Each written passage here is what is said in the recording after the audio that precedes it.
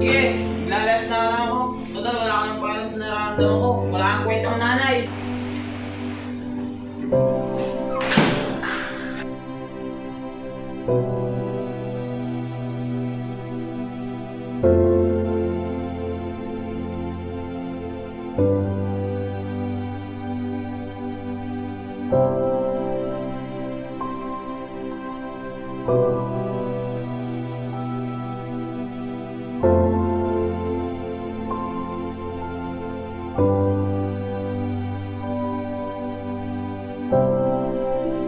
Umalis ang nanay ni Aaron para magpakonsulta hanggang sa may hindi inaasahang pangyayari.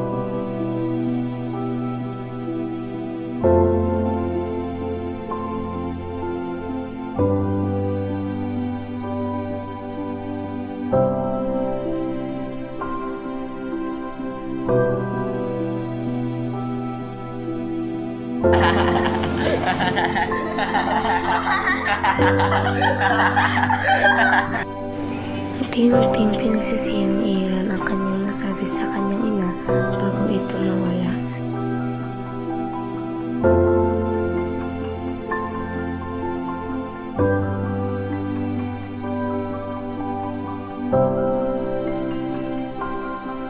Naalala ni Aaron ang susing ipinatago sa kanya ng kanyang ama noong bata pa lamang siya. At sa kanyang kuryosidad, sinubukan niyang gamitin ito pangbukas sa isang kwarto na matagal nang ipinagbabawas sa kanyang buksan. Ngunit nang itong kanyang buksan, ito'y naglabas ng nakakasilaw na liwanag na siyang nag-udyok sa kanyang pumasok. Saan ka na naman galing na? Ginagawa ko dito. Naginip lang ba to? Natanong kita saan ka galing na? Ano, hindi ka talaga nasagot? Ano po yun, ma? Tinatanong kita kung saan ka galing. Galing lang po ako sa bahay ng kaibigan ko. Lagi ka na lang nandoon. Ano, gusto mo doon ka lang tumira? Hindi na po mauulit, ma. Katawad. Maaari po muna po kayo umalis sa mansion na ako. Bakit parang lahat ng dalaw ko pinipigilan mo? Wala lang po. Nanis lang po, ma. Ay, nakawang bata ka. So talaga. Ano nangyari dito? Yung anak mo, bigla na lang naglangging. Ganun ba? Magsa-celebrate tayo ng pagbabago ng ako bukas. Ay nako, si tatay naman. Mag-beach tayo bukas. Talaga tay? Bakit hindi mo na sinabi sa amin, inay? Na may hindi naramdam ka na pala. Hindi ko man lang alam na may hindi aramdam na pala ang asawa ko. Hindi ba't nagse-celebrate tayo ngayon? Pero bakit iniwan mo kami kahapon? Sa huli, namatay pa rin ang kanyang ina sa kadahilan ng sakit sa puso na kanyang itinago sa mahabang panahon. May mga bagay na hindi makukuha ng isang kapangyarihan lamang. Hinding-hindi mo mapipigilan ang dati pa'y itinakda na ng panahon. Ang plano mo'y di kailan may makatutumbas sa plano ng ating Diyos.